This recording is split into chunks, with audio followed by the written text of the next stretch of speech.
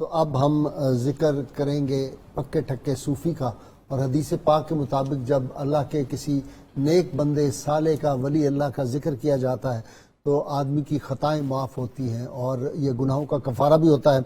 علامہ منیر احمد یوسفی آپ نے دیکھا، آپ پروگراموں میں دیکھتے تھے ناظرین کرام، ان کو دیکھ کے ظاہری وضع کتابی یوں لگتا تھا کہ وہ کوئی کرنے اول کے حجازیوں کے قافلے سے بچھڑا ہوا آدمی ہے، اور کبھی کبھی میں سوچتا ہوں کہ مجھے ایسے لگتا ہے کہ ان کی روح جو تھی وہ سیدنا اویس کرنی جب اونٹ چرا رہے ہوتے تھے تو ان کے اونٹوں کی دھول میں کہیں منیر احمد یوسفی کی روح جو تھی وہی پھر رہی ہوتی تھی، یا کہیں یوں لگتا ہے کہ ان کی روح جو تھی اس کے اندر وہ جو اذان بلالی کی وہ جو تاثیر تھی وہ آ گئی ہوئی تھی کہ ہر وقت دین اسلام کی انہوں نے پوری زندگی جو تھی وہ خدمت کی، اور سادگی میں بالکل بوذری مزاج نظر آتا تھا، اور ہر بات جو ہے وہ سنت مصطفیٰ صلی اللہ علیہ وسلم، ہر عمل سنت مصطفیٰ صلی اللہ علیہ وسلم کے مطابق۔ یہاں ہمارے ایک سکولر تھے بیٹھے ہوئے، تو انہوں نے ایک دفعہ کوئی کتاب ان کو اس طرح پیش کرنی تھی تو کہتے ہیں نا جی نا، اے سجے ہاتھ نال دیو نا، سرکار دا فرمانے دائیں ہاتھ سے چیز دیتے ہیں۔ تو اتنا التزام بھی فرماتے تھے، اور ہم بھی ان کی محفل میں جب جاتے تھے تو ہمیں بھی پہلے وہ امامہ شریف پہناتے، تو آج ان کا عرس مبارک ہے پہلا، ہم ان کا ایک کلپ آپ کو سنواتے ہیں اپنے پروگرام میں، اور پھر میں اپنے اسکالر حضرات سے بھی ان کے بارے میں گفتگو آپ کو سنواؤں گا۔ جی پروڈیوسر صاحب لگائیں ذرا۔ بسم اللہ الرحمن الرحیم، الصلاۃ والسلام علیکہ یا سید یا رسول اللہ وعلی آلک و اصحابک یا سید یا حبیب اللہ۔ منزل تب ملتی ہے جب عشق مصطفیٰ صلی اللہ علیہ وسلم کے ساتھ پیروی کرے گا۔ اچھا عشق کیسے آئے گا ذرا آج آپ سے یہ بھی پوچھیں۔ عشق تب آتا ہے جب حضور صلی اللہ علیہ وسلم کی ذات پاک کو اپنے دل میں لے آتے ہیں اور آنکھیں بند کر کے دیکھ، دل کے آئینے میں تصویر یار جب ذرا گردن جھکائی دیکھ لی، ہر وقت دیکھتے رہتے ہیں۔ اور حضرت امام غزالی رحمہ فرماتے ہیں جب تم اتحیات میں بیٹھو تو پڑھو نا السلام علیکہ ایہا النبی ورحمۃ اللہ وبرکاتہ، تو اپنے دل کے اندر حضور صلی اللہ علیہ وسلم وجود باوجود کو حاضر جان کا سلام کرو، وہ تمہیں جواب دیں گے۔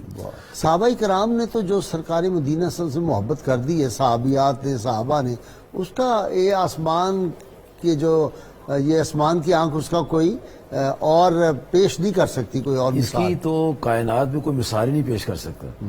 جن کی محبت کو اللہ پاک نے قرآن پاک میں بیان کیا، احادیث میں حضور صلی اللہ علیہ وسلم نے بیان فرمایا، اور وہ دعائیں بھی ایسی کرتے تھے جن سے یہ لگتا تھا کہ ان کی مقصد و مدعا حضور پاک کی ذات پاک ہے۔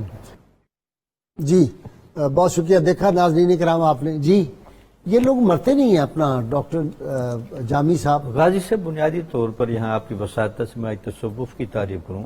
تصوف بنیادی طور پر قلب و روح کی اس بصیرت و فراست کا نام ہے جو ایمان کامل، عمل کامل اور تقوی کامل کے نتیجے میں ظاہر ہوتا ہے۔ سبحان اللہ سبحان تو ایسے لوگ صاحب بصیرت اور صاحب فراست ہوتے ہیں، ان کی صرف یہ آنکھیں نہیں دیکھتی، ان کا دماغ نہیں ہوتا، بلکہ ان کی روح اور ان کا قلب بھی دیکھتا ہے۔ اس لیے حضور نبی اکرم صلی اللہ علیہ وسلم نے ایسے لوگوں کے بارے میں فرمایا اتقوا فراست المومن فإنہ ینظر بنور اللہ۔ یہ واقعی ان لوگوں میں سے تھے۔ تو یہ ان لوگوں میں سے تھے۔ اچھا جی ڈاکٹر سعیدی صاحب، لاہور کے جو تاریخی جنازے 2-3 ہوئے ہیں نا، ان میں سے ایک ان کا تھا۔ میل ہا میل تک لوگ جو تھے وہ تھے، اور بیچارے پہنچ نہیں سکے، سڑکوں میں گاڑیوں میں بیٹھ کے لوگوں نے جنازہ پڑھا۔ جی بلا شبہ۔ جی میں آپ کی شخصیت کے حوالے سے اکٹھے ادھر پروگرام بھی ہوئے، مختلف چینلز پر بھی ہم اکٹھے ہوتے تھے۔ 2-3 باتیں بڑی نمایاں ہیں آپ کی شخصیت کی۔ ایک تو یہ کہ آپ اختلاف رائے کرتے تھے، اگر کوئی غلط کر رہا ہے مسکراتے ہوئے اختلاف، لیکن کبھی بھی اختلاف کو انتشار میں نہیں بدلنے دیتے تھے۔ یہ ایک ایسی خصوصیت ہے، یہ صوفی کی خصوصیت ہوتی ہے، ورنہ آج جس کو 4 بندے مل جائے وہ نیا فرقہ بنا کے ایک انتشار برپا کر دیتا ہے اور تباہی آئی ہوئی، اور ہم اس کا مشاہدہ کر رہے ہیں۔ ایک تو یہ، دوسرا یہ کہ تصوف جو ہے وہ ویلفیئر کا نام ہے، خیر خواہی کا نام ہے۔ تو آپ دیکھ لیں ان کا نگینہ ویلفیئر ان کا دیکھ لیں، ہاسپٹلز دیکھ لیں، ایمبولینسز دیکھ لیں، وہ جو ایک خانقاہ کے ساتھ ویلفیئر کا شعبہ تھا اس کو انہوں نے اجاگر کر کے بتایا کہ یہ تصوف ہے، خیر الناس من ینفع الناس۔ اچھا پھر دیکھیں بڑے پڑھے لکھے نوجوان ماڈرن تعلیم کے وہاں ان کی محفل میں بیٹھے، اچھا عصری تقاضوں سے آگاہ تھے۔ واہ، یہ ایک ایسا پہلو ہے کی بات۔ ہاں جی، عصری اتنا، مطلب کوئی نوجوان کالج کا آیا، یونیورسٹی کا آیا تو لٹھ لے کے اس کے اوپر چڑھ نہیں دوڑے کہ تیری شکل ایسی ہے، تیرا لباس دیں۔ اتنے مسکراتے ہوئے وہ گفتگو کرتے تھے کہ دل میں اترتی تھی. اور پھر اس کے ساتھ ساتھ جو وہ حدیث پاک کے صدقہ ہے، مسکرانا صدقہ ہے. ہاں جی، صدقہ تو انہوں نے تو صدقے کے دریا بہائے ہوئے تھے دریافت ہے. صحابہ. اور پھر اس کے ساتھ ساتھ عصری تقاضوں سے ہم آہنگ اتنے تھے. ایسا نہیں ہے کہ ایک دفعہ نوجوان آئے اور وہاں تقاضے ہی عصری نہ ہوں تو وہ واپس چلا جائے گا، بھاگ جائے گا. جو آپ کے پاس ہے وہ بھاگتا نہیں تھا. نہ. اس لیے سوشل میڈیا کا بھر وقت استعمال کرتے تھے. اپنا نگینا جو ہے وہ چینل چلایا، انہوں نے ٹی وی چلایا. تو یہ سارے معاملات وہ تھے جو عصری تقاضے. اور اس کے ساتھ اخلاص اللہیت اتنا کہ ایک مہینے میں 70 درس قرآن دیے جا رہے ہیں اور فی سبیل اللہ دیے جا رہے ہیں. جی ہم نے تو جی سراپا خلوص ہی دیکھا ہے ان کو، اور آپ نے تو بطور والد گھر میں بھی دیکھے ان کے معاملات. جی قبلہ والد گرامی رحمۃ اللہ علیہ کی جنہوں نے تربیت کی وہ خود بڑے جدت پسند تھے، براڈ مائنڈڈ تھے. اچھا. آپ نے فرمایا میں نے جب پہلی دفعہ تقریر کی تو میں نے پنجابی میں کی کیونکہ حضرت پنجابی میں کرتے تھے. تو والد گرامی فرمانے لگے بیٹے آپ اردو میں تقریر کریں، لوگوں کو اردو کی ضرورت ہے. آپ نے حاجی نگینہ صاحب سے پوچھا کہ میں اردو میں کروں، آپ نے فرمایا انگریزی میں بھی کریں، ضرورت ہے اس کی وقت. تو جب لوگ جدید ماڈرن زمانے کے بارے میں کہہ رہے تھے کہ استعمال اس کا حرام ہے، آپ نے اس وقت سارا سوشل میڈیا اور انٹرنیشنل میڈیا یوز کر کے کام کیا. آپ یہ چاہتے تھے کہ ہر بندہ حضور پاک صلی اللہ علیہ وسلم سے محبت کرے. اس کے لیے آپ نے جو کتابیں لکھی، والدین کے حقوق، اولاد کے حقوق، ہمسایوں کے حقوق اور نکاح، طلاق، 100 سے زائد آپ نے کتب لکھی لوگوں کے لیے کہ بندے وصال کر کے چلے جاتے ہیں، کتابیں زندہ رہتی ہیں. اور جب کتابیں لوگوں کے پاس موجود ہوں گی، جو پڑھے گا اللہ تعالیٰ اس کے دل میں نبی صلی اللہ تعالیٰ علیہ وسلم کی محبت پیدا فرمائے. اچھا مفتی صاحب ان کے وقت میں برکت بھی تھی. بہت میرا تو برکت. یہ اندازہ ایک بندہ اپنی ذات میں ایک انجمن تھا. جی ایسے میں نے خود دیکھا کہ جب وہ لائبریری میں بیٹھ کے کتاب پڑھتے تھے ہمیں چیزیں تلاش کرنی پڑتی. آپ کو جو چیز چاہیے ہوتی تھی صفحہ کھولتے تو سامنے نکل آتی تھی. یہ اللہ تعالیٰ نے آپ کے لیے برکت رکھی ہوئی تھی. ایک کتاب آپ نے لکھی آداب طعام، اس میں کھانا کھانے کے 36 آداب لکھے اور فرمایا جو بندہ یہ کتاب پڑھے گا اللہ تعالیٰ اس کو پیٹ کی ساری بیماریوں سے محفوظ رکھے گا، کیونکہ یہ حضور پاک صلی اللہ علیہ وسلم کی سنت ہے. ساری زندگی آپ نے یہ کوشش کی مدارس بنا کر، سکول بنا کر اور ہاسپٹل بنا کر. سکول بنائے؟ جی سکول بھی بنائے ہوئے.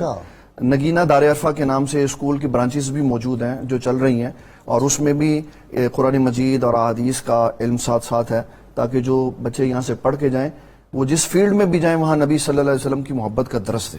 سبحان. اور یہ آپ کے جو گھریلو معاملات، بعض بندے باہر تو بڑے ہوتے ہیں لیکن گھر میں معاملات ٹھیک نہیں ہوتے. گھر میں بھی آپ نبی صلی اللہ علیہ وسلم کی سنت کے پابند تھے.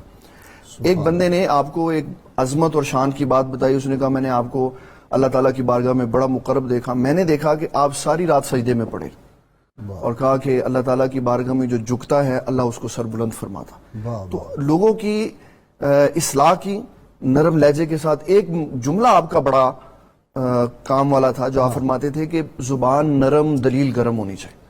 دلیل میں وزن ہو، زبان نرم ہو تو بات دل میں اتر جاتی. اور یہ نعرہ مجھے دین اسلام سے پیار ہے، وہ جو ہے نا غیر مشروط محبت اور لامحدود وفاداری، وہ بھی نعرہ لگواتے تھے. جی اپنی تقاریب میں لگواتے تھے. اور اس کا اثر یہ ہوا کہ لوگوں نے یہ نعرے مجھے دین اسلام سے پیار ہے، غیر مشروط محبت، لامحدود وفاداری اپنے گھروں کے باہر، اپنی گاڑیوں کے باہر، اپنے دفتروں کے باہر، ہر جگہ لگا کے رکھے ہوئے ہیں کہ تاکہ پتہ چلے کہ ہماری لامحدود وفاداری صرف نبی صلی اللہ علیہ ڈاکٹر سیدی ہماری ساری خرابیوں کی یہ جڑ نہیں ہے؟ یعنی ہمارے دینی طبقات کو تو چاہیے تھا کہ یہ ساری سوئے قطار می کشم ناکائے بے زمام رہا، غیر مشروط محبت، لامحدود وفاداری سرکار مدینہ صلی اللہ علیہ وسلم، سرکار کل جہاں سے کرنی تھی. ہم نے کہا کہ جپھے مارو اپنی طرف. جی تو دیکھیں نا رسالت مآب صلی اللہ علیہ وسلم سے سارا فیضان ملتا ہے. گرد تو گردد حریم کائنات، کائنات کے سارے احترام حضور کے گرد محو طواف ہے نا. ہم عزت چاہتے ہیں کسی دوسرے طریقے سے، عزت ادھر سے ملنی ہے. ادھر ناتا جوڑتے جائیں عزت ملتی جائے گی. آپ دیکھ لیں وہ کسی نے کہا تھا نا کہ حسن سے بصرہ، بلال از حبش، شہیب از روم، خاک مکہ ابو جہل اینچ بولا جب اینچ اینڈ کر کے اینچ بولا جب عرب میں رہنے والا ابو الحکم کہلانے والا ابو جہل بن گیا. روم سے آنے والا بھی، ایران سے آنے والا بھی، حبشہ سے آنے والا بھی، بصرہ سے آنے والا بھی کامیاب ہو گئے. تو اصل ساری زندگی کا دار و مدار اگر ہے تو وہ رسالت مآب صلی اللہ علیہ وسلم کی نسبت کی وجہ سے ہے. یہ نسبت مضبوط ہوگی تو امت کھڑی ہوگی، یہ نسبت کمزور ہوگی تو امت مزمحل ہوگی. اچھا وہ جو حضرت خواجہ معین الدین چشتی اجمیری کا مشہور قول مبارک ہے کہ اللہ کے ولی کی پہچان یہ ہے کہ اس میں سورج کی شفقت ہوتی ہے، دریا کی سخاوت ہوتی ہے، زمین کا عز ہوتا ہے. یہ تینوں باتیں نہیں آپ نے ان میں دیکھی؟ جی دیکھی، میں مختلف چینلز پر جاتے تھے، سحری میں اکٹھے ہوئے تو لنگر اپنا ساتھ لے آتے تھے، جتنے شریک ہوتے تھے لوگ ان کو اپنی طرف سے وہ سحری کراتے تھے. واہ، اور ان کی کوشش ہوتی تھی کہ اتنا، یعنی یہ کیوں کرتے تھے؟ امام غزالی کا فرمان میں نے پڑھا، جب ان کے ساتھ سحری کی نا تو پھر امام غزالی کا فرمان یاد آیا کہ ایک لقمہ 30 سال کی عبادت پر پانی پھیر دیتا ہے. اللہ، تو وہ اس لیے گھر سے پکوا کر لاتے تھے کہ پاکیزگی. رزق حلال، جی رزق حلال کا بڑا اہتمام. جی بہت اہتمام کرتے تھے، اور ساری زندگی انہوں نے جو تبلیغ کی اس میں کوئی معاوضہ نہیں لیا. ابھی ڈاکٹر صاحب فرما رہے تھے کہ آپ نے محبت سے سب کو اپنے قریب کیا. آپ پیر کا ایک معنی فرماتے تھے پیر 3 حروف کا مجموعہ ہے، ٹھیک، پے پیار کی، یہ یاری کی، اور رے رب کی. فرماتے تھے پیر وہ ہوتا ہے جو بندے کو بڑے پیار سے اللہ تعالیٰ سے ملا دیتا ہے، اس کے دل میں للہیت پیدا کر دیتا ہے. بہت شکریہ آپ کا، آپ تینوں کا بہت شکریہ جی. آپ تشریف لائے اور بڑی راحت ہوئی کہ آج ہم ان کے تذکارے پاک کر رہے تھے. انہوں نے ہمارے ساتھ کئی برس تک، 5 برس تک انہوں نے میرے ساتھ پروگرام کیے ہیں، اور میری ان کی دوستی جو ہے وہ تقریباً 40 سال پہ محیط تھی. اللہ تعالیٰ ان کے درجات کو بلند کرے جی.